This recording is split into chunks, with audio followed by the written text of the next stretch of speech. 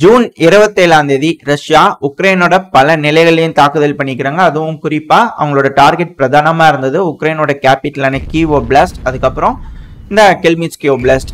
இந்த கீவ் ஓப்லாஸ்ட்ல அதிகமான ஆயுத குடோன்கள் இருந்திருக்கு. அதை தெரிஞ்சுக்கிட்டு அது மேல தாக்குதல் பண்ணிக்கிறாங்க. இன்னொன்னு கெல்மிட்ஸ்கி ஓப்லாஸ்ட். இந்த கெல்மிட்ஸ்கி ஓப்லாஸ்ட்னாலே நம்மளுக்கு பிரதானமா தெரிய வரும், அங்க ஒரு ஏர்பேஸ் இருக்கு. அந்த ஏர்பேஸை குறிவிச்சு தாக்குதல் பண்ணிட்டு இருக்காங்க. ஏங்க தொடர்ந்து தாக்குதல் பண்ணிட்டே இருக்கிறாங்க அப்படிங்கிற ஒரு சந்தேகம் வரும் இல்லையா? அங்க வந்து அண்டர் கிரவுண்ட் பங்கர்ஸ் அதிகமா இருக்கு. ரெண்டாவது, அந்த ஏர் பேஸோட ஏர் ஸ்ட்ரிப்னு சொல்லுவாங்க, அந்த டச் டவுன் பண்ணி டேக் ஆஃப் பண்ணுவாங்க இல்லையா விமானங்கள், ஃபைட்டர் விமானங்கள். அது வந்து தாக்க அந்த இடத்துல டேமேஜ் ஆகிட்டே இருக்கும். டேமேஜா இருந்துச்சுன்னா விமானங்கள்னால டேக் ஆஃபும் லேண்டிங்கும் பண்ண முடியாது. அந்த ஒரு காரணத்தினால உக்ரைனியன்ஸ் அதை ரெடி பண்ணிக்கிட்டே இருக்கிறாங்க சீக்கிரமா. ஸோ அதை ரெடி பண்ண ரஷ்யன்ஸ் இது போல தொடர்ந்து அது மேல தாக்குதல் பண்ணிட்டே இருக்கிறாங்க. மற்றபடி எந்த ஒரு காரணம் இல்லை. அது மட்டும் இல்லாமல் அந்த ஏர்பேஸ்ல ஸ்டார்ம் ஷாடோ மிசைலா இருக்கட்டும், ஸ்கேல்ப் மிசைலா இருக்கட்டும் அதிகமாக வச்சுக்கிறாங்க. அதனாலதான் இந்த இடத்துல தொடர்ந்து ரஷ்யா தாக்குதல் பண்ணிட்டே இருக்கிறாங்க. இப்போ அடுத்து வந்து பாத்தீங்கன்னா, இப்போ இது போல தாக்குதல் பண்ணிட்டே இருக்கிறது இது போல ஆயுத கடங்குகளோ இல்ல ஏர்பேஸ் மட்டும் இல்ல, இந்த பவர் கிரிட்ஸ் மேல தொடர்ந்து தாக்குதல் பண்ணிட்டே இருக்கிறாங்க இல்லையா? உக்ரைன் தரப்புல இருந்து என்ன சொல்லியிருக்கிறாங்க அப்படின்னா, அதாவது இந்த எனர்ஜி கிரிட் மேல தாக்குதல் பண்ணிக்கிறாங்க. ஆல்ரெடி தாக்குதல் பண்ணது ரெடி பண்றதுக்கே முடியுமா முடியாதான்னு தெரியாது. இப்ப நம்ம அதெல்லாம் ரெடி பண்ணாலும் ரஷ்யா திரும்பி தாக்குதான் போறாங்க.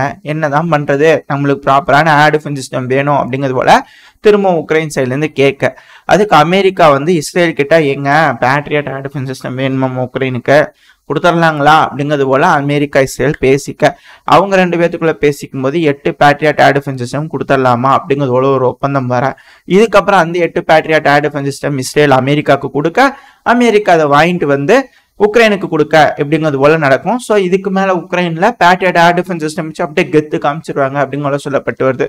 ஆனா சில அனலிஸ்ட் நபர்கள் கிட்ட இருந்து என்ன சொல்றாங்க அப்படின்னா, சமீப காலமா இஸ்ரேலுக்குள்ள ஏகப்பட்ட தாக்குதல்கள், அதுவும் லெபனான்லாம் பாத்தீங்கன்னா நேத்திக்கு ஒரு நாள்ல மட்டும் 40 ராக்கெட் சேவி விட்டுருக்காங்க இஸ்ரேலோட வடக்கு பகுதியில.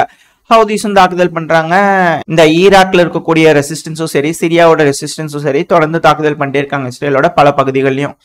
இந்த ஒரு காரணத்தினால அங்க பேட்ரியட் ஏர் டிஃபென்ஸ் சிஸ்டம்ல அதிகமா யூசேஜ் ஆயிருக்குமா, அந்த லான்ச்சஸ்லாம் வந்து பாத்தீங்கன்னா டேமேஜ் ஆயிருக்கணும்னு நீட் இல்ல, தொடர்ந்து லான்ச்சஸ்க்கு ப்ரெஷர் கொடுத்துட்டே இருக்கும்போது, ராக்கெட்ஸை ரீலோட் பண்ணி யூஸ் பண்ணிட்டே இருக்கும்போது லான்ச்சஸ்க்குலாம் வந்து ஒரு கெப்பாசிட்டி இருக்கும், இவ்வளவுதான் மிசைல்ஸ் வந்து லான்ச் பண்ண முடியும்னு. ஒரு உதாரணத்துக்கு சொல்றேன், ஒரு 100 மிசைல் தான் லான்ச் பண்ண முடியும்னு.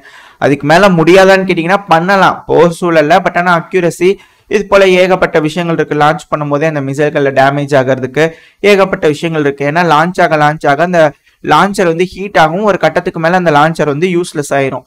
ஸோ அது போல இருக்கக்கூடிய பேட்ரியட் டிஃபென்ஸ் சிஸ்டம்ஸ் இருக்கு இல்லையா, அது எல்லாத்தையும் உக்ரைனோட மண்டையில கட்டிடலாமா அப்படிங்கிறது போல இஸ்ரேல் திட்டம் போட்டிருக்கிறதா சில நபர்கள் கிட்ட இருந்து செய்திகள் வந்துகிட்டு இருக்கு. இதெல்லாம் நம்புற மாதிரிங்களா இருக்குது, என்னங்க பேசுறீங்க, இப்படியுமா வந்து பரப்புவீங்க அப்படிங்கிறது போல கேட்க தோணுது. பட் இருந்தாலும் இது போல விஷயங்கள்லாம் நடந்துட்டு தாங்க இருக்குது. யூரோப்ல பாருங்க, எல்லா கைலாங்கடிக்கு போட வேண்டியது போட்டாங்க உக்ரைனுக்கு அப்படிங்கிற சொல்லப்பட்டு வருது. ஆனா எது எப்படியோ இது போல விஷயங்கள்லாம் நடக்கிறதுக்கு எப்படியோ இஸ்ரேல் கிட்ட இருந்து ஒரு 8 பேட்ரியட் டிஃபென்ஸ் சிஸ்டம் பிடுங்கி உக்ரைனுக்கு கொடுக்குறாங்க அப்படிங்கிற புரிஞ்சுக்க முடியுது. அது மட்டும் இல்லாம இப்ப வேற லெபனானுக்கு இஸ்ரேலுக்கும் முட்டிக்கிறதுக்கு ரெடியா இருக்குது. அமெரிக்கா வேற சிட்டிசன்ஸ் எல்லாம் இவாக்குவேட் பண்ணும் பணியில இறங்கிட்டாங்க. அப்ப கம்பல்சரி இஸ்ரேல் லெபனான் ஒரு பிரச்சனை ஆரம்பிக்கிறதுக்கு இருக்கு. இப்படி இருக்கும்போது ஏன் பேட்ரியட் ஏர் டிஃபென்ஸ் சிஸ்டம், அது 8 ஏர் டிஃபென்ஸ் சிஸ்டம் உக்ரைனுக்கு தராங்க, அந்த பேட்ரியட் ஏர் டிஃபென்ஸ் சிஸ்டம்ல வேஸ்டா போயிடுச்சோ ஒரு வேலை அப்படிங்கிறது போல கேள்விகள்லாம் வருது. பட் எதுனாலும் பொறுத்து தான் பார்க்கணும். பொறுத்து பார்த்தோம்னா என்ன நடக்க போகுது அப்படிங்கிறத தெரிஞ்சுக்கலாம். இப்போ அடுத்து வந்து பார்த்தீங்கன்னா இந்த ரஷ்யா உக்ரைன் பிரச்சனைக்கே வந்துடலாம். இந்த ரஷ்யா உக்ரைன் பிரச்சனையில ஏகப்பட்ட விஷயங்கள் நடக்குது. இந்த ஒரு பிரச்சனையினால ஜோ பைடன் அவர்களோட வாழ்க்கையே போச்சுப்பா அப்படிங்கிறது போல ஆயிடுச்சு. இதனால கிடையாது, இந்த டிபேட்னால. காலையில் ஒரு பதிவு போட்டிருந்தோம் இல்லையா, பிரசிடென்ஷியல் டிபேட் நடந்ததுன்னு. அது வந்து கூத்தடிக்கும் களமாக மாறி இருந்தாலும், அதை வச்சு நிறைய பேர் காமெடி பண்ணிட்டு இருந்தாலும் வேண்டாம், இதுக்கு மேல ஜோ பைடன் அவர்கள் சரிப்பட்டு வரமாட்டார். ஏன்னா செப்டம்பர் மாசத்துல திருப்பி ஒரு டிபேட் வந்து அரேஞ்ச் பண்ணிக்கிறாங்க. அதுக்குள்ள புதுசா ஒரு நபரை இந்த டெமோக்ராட்ஸ்ல இருந்து மேபி ஹில்லரி கிளின்டனா இருக்கலாம், அது வந்ததுன்னா அப்பா அவ்வளவுதான் முடிஞ்சு, உலகமே இழுத்து சாத்திட்டு போயிடலாம் எல்லாம் டோர் அப்படிங்கிறது ஒரு தரப்பு சொல்லிட்டு இருக்கிறாங்க. பாசிபிலிட்டி சொல்றாங்க இந்த டெமோக்ராட்டிக் தரப்புல இருந்து கண்டிப்பா ஜோ பைடன் அவர்கள் இல்ல, ஒன்னு ஹில்லரி கிளின்டன், அப்படி இல்லை அப்படின்னா மிச்சல் ஒபாமா அவர்கள், அப்படி இல்லை அப்படின்னா வைஸ் பிரசிடென்டான கமலா ஹாரிஸ் அவர்கள். இவங்க எல்லாத்தையும் பிரசிடென்ஷியல் கேண்டிடேட்டா மாத்தி அதுக்கப்புறம் ட்ரம்ப் அவர்களோட டிபேட்டுக்கு அனுப்பலாமா அப்படிங்கிறதோட யோசிச்சுட்டு இருக்காங்களாமா. ஏன் அப்படின்னா சைடில் ஒரு இமேஜ் லோட இருக்கும், பார்த்தீங்கனாலே தெரியும். இந்த டிபேட்டோட ரேங்கிங்ஸ் கொடுத்துருக்காங்க ஓட்டிங் அடிப்படையில் யார் ஜெயிச்சுக்கிறாங்க அப்படின்னு. ஸோ கிளியர் மெஜாரிட்டியில் ட்ரம்ப் அவர்கள் ஜெயிச்சிட்டாரு ஃபர்ஸ்ட் டிபேட்ல. செகண்ட் டிபேட்டுக்குள்ள இந்த செப்டம்பர் மாசத்துக்குள்ள புது பிரசிடென்ஷியல் கேண்டிடேட்டை உருவாக்கி அவங்களுக்குலாம் ட்ரைனிங் கொடுத்து எல்லாம் பண்ணி பண்ணும் இல்லையா. ட்ரைனிங்லாம் இல்லை, மக்கள் மத்தியில் பிரபலம் அடைய வைக்கணும் இல்லையா. ஏகப்பட்ட வேலைகள் இருக்கு. டெமோக்ரட்ஸ் தோத்து போயிட்டாங்கன்னா சல்லியா நொறுக்கி விட்டுருவாங்க ட்ரம்ப் அவர்கள். அவர் மேலே போடாத கேஸ் இல்லை, செய்யாத வேலைகள் இல்லை. ஸோ எல்லாத்தையும் வச்சு செஞ்சு விட்டுருவாரு, ஜெயிச்சு மட்டும் அதிபர் ஆயிட்டாருனா அப்படிங்கிற சொல்லப்பட்டுவது. ஸோ அந்த ஒரு காரணத்தினால இங்கே ஏகப்பட்ட விஷயங்கள் இருக்கு. அமெரிக்காவோட இன்டர்னல் பாலிடிக்ஸ்ல ஏகப்பட்ட குளறுபடிகள் அப்படிங்கிறது புரிஞ்சுக்கலாம். இப்போ அங்கேயே அப்படி இருக்கும்போது இவங்க வந்து ரஷ்யா உக்ரைன் பிரச்சனையை தீர்த்து வைக்கிறதுல ரொம்ப ஆர்வமா இருக்கிறாங்க. நான் ஜெயிச்சா இப்படி செய்வேன், நான் ஜெயிச்சா இப்படி செய்வேங்கிறாங்க. என்ன செய்ய போறாங்க அப்படிங்கிறத வெயிட் பண்ணிடுவோம். நவம்பர் மாசத்துல தெரிஞ்சிடும் இல்லையா. அக்டோபர் மாசங்கும் போது கிளீனா தெரிஞ்சிடும் உக்ரைன்ல எப்படி இருக்குன்னு. ஏன்னா ட்ரம்ப் அவர்களோட ஒரு ஸ்டேட்மெண்ட் இருக்கு, உக்ரைன் கிளியரா தெரியுது தோத்துக்கிட்டு இருக்கிறாங்க, இப்படியா விட்டோம்னா ரஷ்யா ஒட்டுமொத்த உக்ரைன் எடுத்து வச்சுக்குவாங்க அப்படிங்கிறது போல ட்ரம்ப் அவர்கள்கிட்ட இருந்தே வந்து பாத்தீங்கன்னா ஒரு ஸ்டேட்மெண்ட்ஸ் வந்துருச்சு. இதை வச்சு புரிஞ்சுக்கலாம் ட்ரம்ப் அவர்கள் கொஞ்சம் பெண்ட் ஆகி தான் போய் ஆகணும் ரஷ்யா கிட்ட. ஏன்னா அந்த மாதிரியான டேமேஜ் ஏற்படுத்தி விட்டாங்க. அதுக்கு கைமாறா மிகப்பெரிய விஷயங்களை ரஷ்யா செய்யறதுக்கும் இருக்கலாம். ஏன்னா இந்த டீடாலரைசேஷன் இருக்கு இல்லையா, அதோட இம்பாக்டை கொஞ்சம் குறைச்சிக்கிறதுக்கு ரஷ்யா தரப்புல இருக்கிறதுக்கு வாய்ப்பு இருக்கு. அதெல்லாம் என்ன நடக்குதா, அவங்களுக்குள்ள என்ன பேச்சுவார்த்தைகள் போதுங்கிறத அப்போ பார்த்துக்கலாம். ஆனா இப்போதைக்கு இதுதான் சூழ்நிலை இல்லையா. இப்ப எல்லாரும் அலற ஆரம்பிச்சிட்டாங்க. பிரசிடென்ஷியல் கேம்பெயின்ல தெரியறதுக்கு முன்னாடியே தெரிஞ்சிருச்சு இல்லையா ட்ரம்ப் அவர்கள் தான் வேற வழி இல்லைன்ட்டு. ஸோ அந்த ஒரு காரணத்தினால இப்போ போலாண்டு, லாத்வியா, லுத்வேனியா, எஸ்தோனியா பேச்சா பேசினாங்க, கொஞ்சம் நெஞ்சா பேச்சா பேசினாங்க அப்படிங்கிறது போலதான் இருக்கும். பட் ஆனா இப்ப இவங்களாம் என்ன சொல்ல ஆரம்பிச்சாங்கன்னா, இங்க பாருங்க மிகப்பெரிய பெருஞ்சுவர் கட்டி ஆகணும்.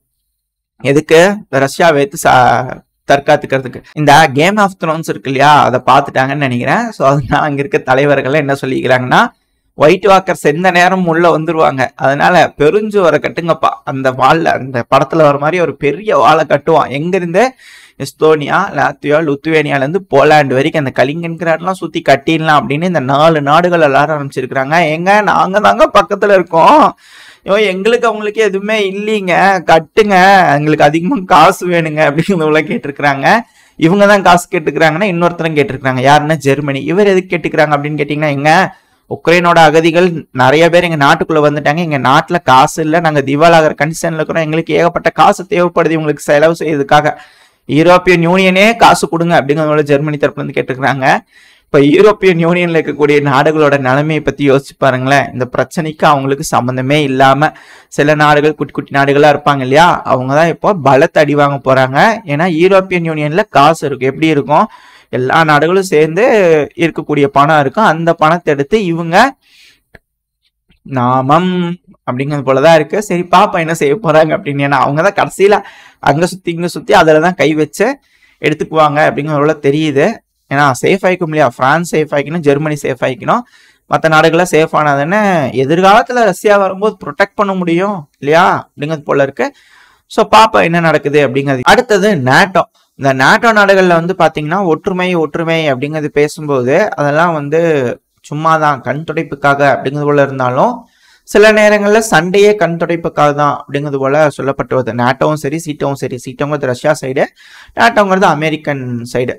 இப்போ இந்த நேட்டோல வந்து பாத்தீங்கன்னா பல்கேரியா இருக்கிறாங்க இல்லையா, அவங்க என்ன சொல்லிக்கிறாங்கன்னா, எங்களுக்கு ஏகப்பட்ட டிஸ்அக்ரிமெண்ட்ஸ் இருக்குதுங்க, அதனால இந்த தடவை நேட்டோ சமிட்டுக்கு நாங்கள் வரல, அமெரிக்காவில் வச்சு நடக்கும் நேட்டோ சமிட்டை, ஸோ அந்த நேட்டோ சமிட் நாங்கள் வரல அப்படிங்கிறது போல பல்கேரியா தரப்புன்னு சொல்லிக்கிறாங்க. இதே போல சீட்டோ சைடில் வந்து பார்த்தீங்கன்னா அர்மேனியா, அவங்க என்ன சொல்லிக்கிறாங்கன்னா, எங்க இந்த ஃபினான்சியல் அக்ரிமெண்ட்லாம் ஒப்பந்தம் போட்டிருக்கிறதுக்குலாம் வந்து எங்ககிட்ட நீங்கள் கேட்டுக்கிறீங்களா, ஓகேவான்னு கேட்டு, அதுக்கு எங்களுக்கு சம்மந்தம் இல்லைங்க, நாங்களும் கையெழுத்து போட மாட்டோம், நீங்கள் என்னமோ பண்ணிக்கங்க, என்னமோ செஞ்சுக்கங்க, எங்கிட்ட எதுங்க கேட்காதீங்க, எங்கிட்ட வராதிங்க அப்படிங்கிறது போல இங்கே அர்மேனியா, அங்கே பல்கேரியா, நேட்டோ கொண்டு சீட்டோ கொண்டு அப்படிங்கிறது போல இருக்கு.